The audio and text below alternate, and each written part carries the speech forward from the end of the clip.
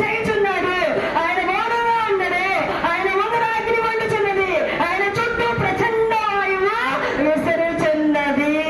అక్కడ చూడండి, రెండవ రాకల్లో అంత్యకాల అభిషేకం కావాలి. అభిషేకం లేని కుటుంబాలు కాల్చబడతాయి అని గ్రంథం సెలవిస్తుంది. అదేంటి గ్రంథం ఏం సెలవిస్తుంది? అభిషేకం లేని కుటుంబాలు, ఎవరైతే ఆయన్ని కలిగి లేరో ఆ కుటుంబాలు కాల్చేయబడిపోతాయి, నాశనం అయిపోతాయి. ఆయన కలిగి ఉండి నీ దగ్గర ఆయన లేడా, నీ కుటుంబము కాల్చబడుతుంది, నా కుటుంబము కాల్చబడుతుంది. అదవుతుందండి. అంటే అంత్యకాల అభిషేకం మనకు కావాలి. అదవుతుందండి మీకు. మండే అగ్నిరా దేవా అన్య భాషలతో అభిషేకించు,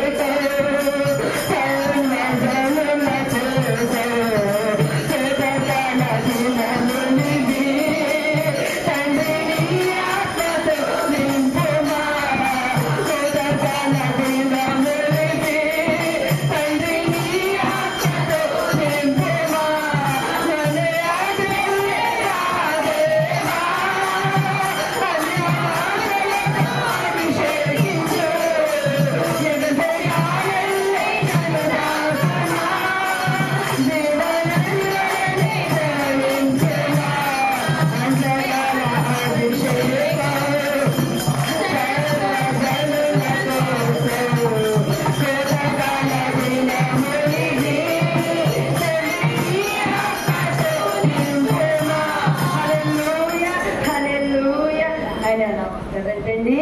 ప్రచండ వాయువు అంటే ప్రచండ అగ్నిలాగా వస్తుందంటే. అయితే మరి ఏం చెయ్యాలి మనం? అలా ఆయన అగ్నిని మనం తప్పించుకోవాలి, ఆ ఉగ్రతను మనం తప్పించుకోవాలంటే ఏం చెయ్యాలో ఒకసారి చూద్దామండి. కీర్తనలు 50 13 14 వచ్చిన చూడమ్మా. కాదమ్మా, ఋషువులు ఒకసారి మైక్ తీసి మా చదివి చదవడమ్మా. కీర్తనలు 50 13 14 వచ్చినారు. వృషభముల మాంసము నేను తిందునా, పొట్టేళ్ల రక్తము త్రాగుదునా, దేవునికి స్తుతియాగము చేయుము, మహోన్నతునికి నీ మొక్కుబడులు చెల్లించుము.